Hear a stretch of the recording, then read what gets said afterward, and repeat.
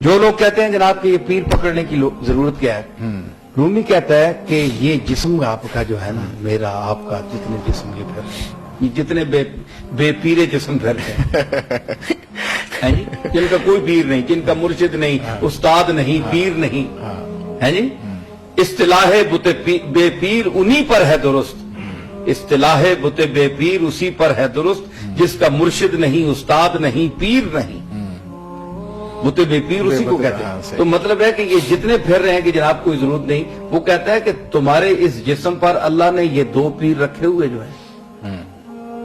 اتنے سے چھوٹے سے ہیں، یہ اگر آنکھ نہ ہو جسم پر تو اتنا دیو ہیکل انسان کسی گڑھے میں گرا ہوگا۔ صحیح ہے جی، بالکل۔ تو یہ ہدایت راستہ بتاتا ہے کہ یہ گڑھا ہے، یہ کھڈا ہے، آپ ادھر سے چلیں، دائیں بائیں جائیں، تو قدرت نے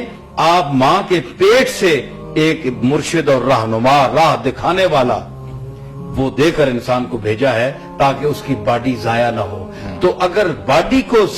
ضائع ہونے سے بچانے کے لیے آنکھوں کی ضرورت ہے تو اللہ کے راستے تک پہنچنے کے لیے بھی اس استاد کی، اس مربی کی اور ایسی تربیت گاہوں کی ضرورت ہے جو ان سے تعلق رکھنے والے ہوں اور ادھر پہنچا دیں۔ اور آپ کو میں یہ بتاتا پھروں چلوں کہ استاد اور پیر رومی نے یہ جو کہا نا کہ یہ مرشد ہے، آنکھ جو ہے یہ مرشد ہے، ایک اندھا ہے، اس کی آنکھ ہی نہیں ہے، اب وہ کیا کرے گا؟ وہ عصا پکڑے گا، بالکل، یعنی یہ نہیں ہے تو ہاتھ میں ضرور پکڑے گا کہ ان کی جگہ یہ کام کرے گا۔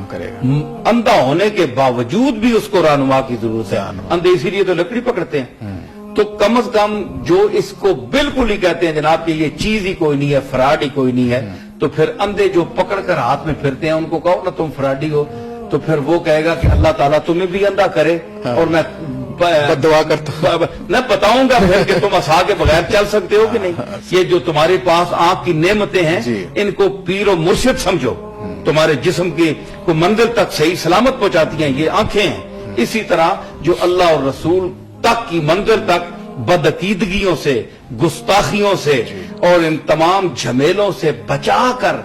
اس کی بارگاہ تک پہنچا دے، وہ پیر کامل ہوتا ہے۔ اس لیے پیر پکڑا جاتا ہے جس کو ہم غوث پاک پیر کہتے ہیں، معین الدین اجمیری کہتے ہیں، قطب الدین بختیار کاکی کہتے ہیں، بابا فرید کہتے ہیں، نظام الدین اولیاء کہتے ہیں، نصیر الدین چراغ دہلوی کہتے ہیں۔ تو ان پیروں کا فائدہ یہ ہے کہ جس طرح ہماری آنکھیں میں جو مثال دی